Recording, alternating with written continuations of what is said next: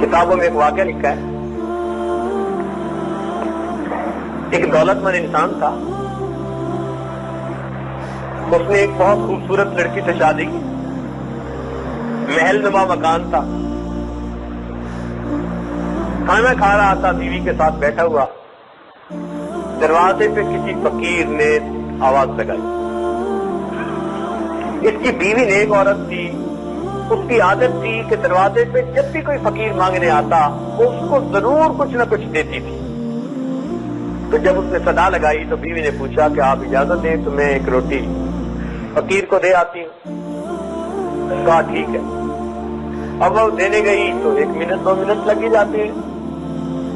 تو جب واپس آئی تو اس کا موڈ بڑا اپ سیٹ تھا، برسنا شروع کر دیا، یہ لوگ کمینے اور ذلیل ہوتے ہیں، مانگنے آ جاتے ہیں، کام نہیں کرتے، کماتے نہیں، فلاں نہیں کرتے۔ اس نے تو جنرلی فقیروں کے اوپر برسنا شروع کر دیا۔ اب کچھ ہوتے معذور ہیں، مجبور ہیں، ہر ایک کے حالات ایک جیسے تو نہیں ہوتے، لیکن اس کی تکبر کی یہ باتیں اللہ رب العزت کو ناپسند آ گئی۔ ہوا کیا کہ کچھ عرصے بعد کاروبار کے اندر نقصان ہونا شروع ہو گیا، جو کچھ ریسورسز تھے نا، ریزرو، وہ سب ڈپلیٹ ہو گئے، ختم، حتیٰ کہ ایک وقت آیا کہ مکان بھی بیچنا پڑ گیا۔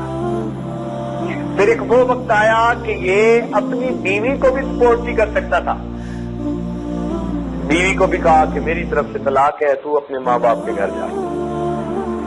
اتنے حالات برے ہوئے، لڑکی ماں باپ کے گھر آ گئی، 1 سال اپنے اس گھر پہ رہی، خوبصورت تھی، خوبصیرت تھی۔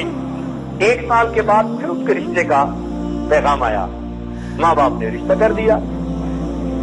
جب رشتہ کر دیا تو اس کو جو دوسرا خاوند ملا اس کا بھی بڑا مکان اور بڑا کاروبار، تو یہ اسی طرح خاوند کے ساتھ بیٹھی کھانا کھا رہی تھی۔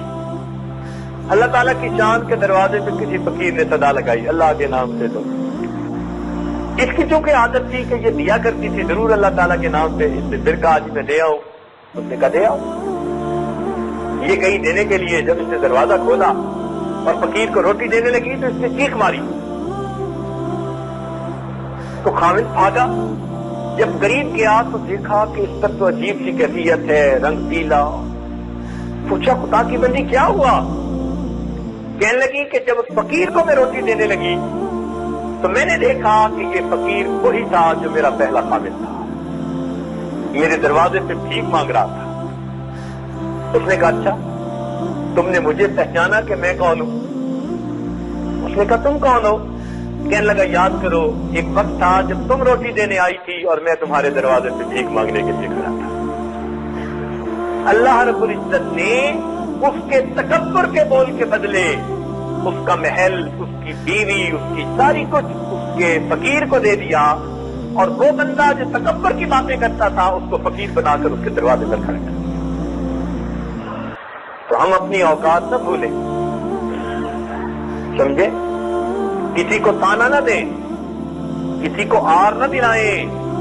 کوئی اگر مصیبت میں پھنس گیا ہے، اس کی اولاد سے کوئی غلطی ہو گئی، اس کی بیٹی سے کوتاہی ہو گئی، ہم کسی کو آر نہ دلائیں۔